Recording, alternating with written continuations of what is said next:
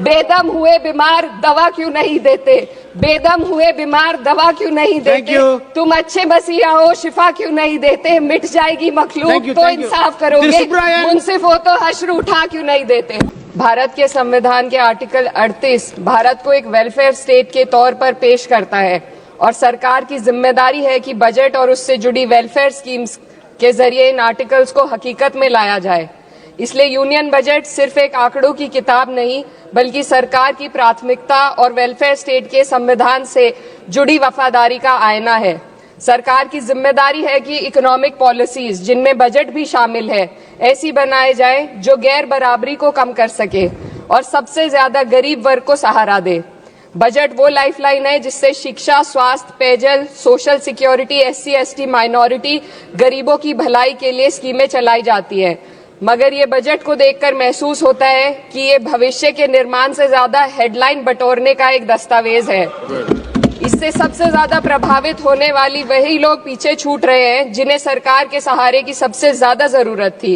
वो किसान जो बढ़ती लागत से परेशान हैं, वो नौजवान जो बेरोजगारी का सामना कर रहे हैं, और वो औरतें जो निजामती रुकावटों से जूझ रही हैं, और वो गरीब जो महंगाई के बोझ के तले दबे हुए हैं। This government is proudly marketing the income tax exemption of 12 lakhs. But the question is, how many Indians even earn that much to benefit from it? Only 2.2% of Indian population pays direct taxes, whereas no relief has been given in regards to indirect taxes, the burden of which falls on everyone, especially the poor and weaker section of the society. This clearly shows that this is not an inclusive budget. GST की ऊंची दरों ने आम आदमी की कमर तोड़ दी है। जरूरत इस बात की है कि खाद्य सामग्री, दवा, स्कूल की किताबें और जरूरत की चीजों पर टैक्स कम किया जाए। पेट्रोल, डीजल पर टैक्स कम करने की कोई कोशिश नहीं हुई, जिसका सीधा असर हर नागरिक पर पड़ता है। आर्टिकल 41 कहता है कि सरकार को ये कोशिश करनी चाहिए कि वो अपनी इकोनॉमिक हालात और रिसोर्सेज के हिसाब से लोगों को रोजगार दे। इस बजट ने बेरोजगारी दूर करने की दिशा में कोई ठोस उपाय नहीं दिया है। नई नौकरियों की बात तो छोड़िए, जो पहले से थी वो भी खत्म होती जा रही हैं। स्किल डेवलपमेंट प्रोग्राम के नाम पर करोड़ों खर्च किए जा रहे हैं, मगर सवाल ये है कि ट्रेनिंग लेने के बाद कितने नौजवानों को असल में नौकरी मिल रही है। सरकार के पास इसका भी कोई आंकड़ा नहीं है। सरकारी विभागों में लाखों पद खाली हैं, मगर भर्ती का कोई प्लान नहीं है। आर्टिकल 45, जिसके द्वारा सरकार की जिम्मेदारी है कि हर बच्चे को 6 साल की उम्र तक फ्री और जरूरी तालीम मिले ताकि उनका बुनियादी तालीमी डेवलपमेंट सही से हो सके, जिसको संसद ने शिक्षा का अधिकार अधिनियम बनाकर और भी मजबूती दी थी, परंतु इसकी जमीनी हालत क्या है वो किसी से छुपी नहीं है। नगरीय क्षेत्रों में सरकारी स्कूलों में शिक्षक न होने की वजह से स्कूल बंद हो रहे हैं तथा दूरस्थ ग्रामीण क्षेत्र के स्कूलों में टीचर ही नहीं पहुंच पा रहे हैं। सरकार कह रही है कि डिजिटल इंडिया और AI से तालीम का इंतजाम होगा, मगर जरा जमीन पर देखिए, उत्तर प्रदेश में सिर्फ 22% सरकारी स्कूलों में कंप्यूटर है।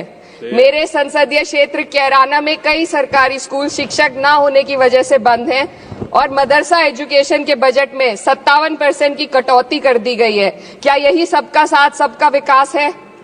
इसी तर्ज पर अस्पताल हैं जहां पर डॉक्टर नहीं है। आर्टिकल 47 अच्छी सेहत और जिंदगी के स्टैंडर्ड को बेहतर बनाने की आवश्यकता पर जोर देता है।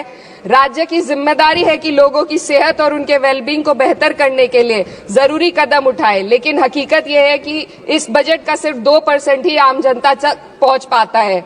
शामली जिले में 84 डॉक्टर की पोस्ट स्वीकृत है, मगर सिर्फ 29 डॉक्टर काम कर रहे हैं और गायनोकोलॉजिस्ट मात्र 1 है। दवाइयों की कीमतें बढ़ती जा रही हैं, मगर गरीबों के लिए कोई राहत नहीं है। सरकार ने महिलाओं के लिए बजट बढ़ाने का दावा किया, मगर 81% इसका बजट सिर्फ पोषण योजनाओं में डाला गया है। महिलाओं के रोजगार, उनके इकोनॉमिक इंडिपेंडेंस और सुरक्षा के लिए कोई ठोस योजना नहीं बनाई है। बेटी बचाओ बेटी पढ़ाओ का बजट घटा दिया गया, जिससे साफ है कि ये सिर्फ नारेबाजी थी और कुछ नहीं। किसानों की बदहाली हम सबके सामने है, लगातार चलती आ रही है। 2016 में कहा गया था कि 2022 तक किसानों की आमदनी दोगुनी होगी, मगर 2025 आ गया और एमएसपी पर कोई ठोस गारंटी आज भी दी नहीं गई है। गन्ना किसानों का बकाया अब तक नहीं मिल पा रहा है और तो और उत्तर प्रदेश में अभी तक गन्ना मूल्य भी तय नहीं किया गया है। डीएपी, यूरिया और खाद की कमी से परेशान किसान आज भी सड़क पर प्रदर्शन कर रहे हैं। मजदूरों के लिए जो सबसे बड़ी योजना मनरेगा थी, सरकार कहती है कि मनरेगा ग्रामीण भारत की रीढ़ है, मगर बजट में कोई भी बढ़ोतरी नहीं मिलना बहुत शर्मसार है। औसतन 44 दिन का ही रोजगार मिल रहा है, जबकि स्कीम 100 दिन की गारंटी की होती है। भारतीय रेलवे देश के लोगों की जीवन रेखा है और इसी से यहाँ के लोगों की आर्थिक एवं सामाजिक जिंदगी चल रही है। देश के हर हिस्से को रेल कनेक्टिविटी से जोड़े जाना सरकार की कल्याणकारी नीति का हिस्सा है। मेरे संसदीय क्षेत्र कैराना के रेलवे से जुड़ी 2 मांगे लंबे समय से लंबित हैं। दिल्ली शामली सहारनपुर रेल लाइन का दोहरीकरण और पानीपत शामली मेरठ लाइन का सर्वे अति शीघ्र ही कराए जाने की बहुत पुरानी मांग को बजट में शामिल किया जाना चाहिए। देश भर में बिजली की दरें बेहद असमान है। उत्तर प्रदेश में ये दरें बहुत ज्यादा हैं। देश भर में एक समान बिजली दरें लागू करने का प्रावधान किया जाए। रिवैम्प योजना में हर घर तक बिजली पहुंचाने के लिए एलटी लाइन बनाने का प्रावधान भी जोड़ा जाए। कृषि उपकरणों व खाद डीएपी को जीएसटी से मुक्त किया जाए। किसानों की एमएसपी की मांग को पूरा करने के साथ साथ उत्तर प्रदेश के किसानों को गन्ना मूल्य निर्धारण पिछले वर्ष से बढ़ाकर किया जाना बेहद जरूरी है। जनपद शामली व मुजफ्फरनगर को एनसीआर में तो शामिल किया गया है, परंतु वहां पर कोई विकास नहीं हुआ तथा उसको कोई भी लाभ नहीं मिला है। वहां के लोग सिर्फ प्रदूषण के बाध्यकारी नियमों से परेशान हैं, इसलिए दोनों जनपदों को एनसीआर की सीमा से बाहर किया जाना चाहिए।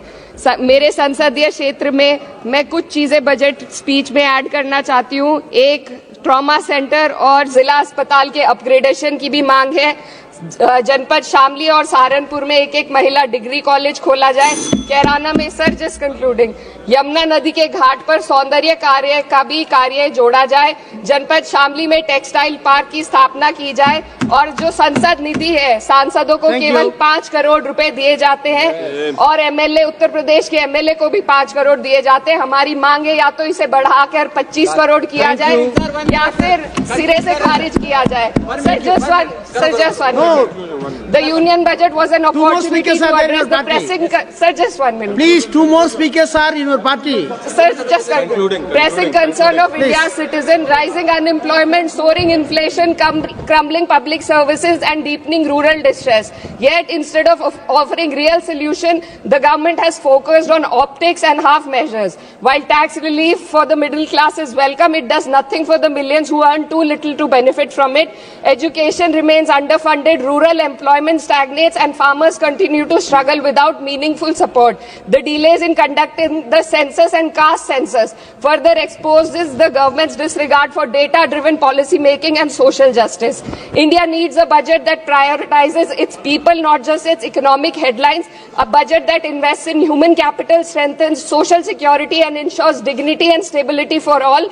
But what we have instead is another missed opportunity, one that fails the poor, the youth, the farmers and the women of this country. Budget प्रस्ताव पर अपने विरोध को मैं 2 पंक्तियों में आपके सामने रखना चाहूंगी।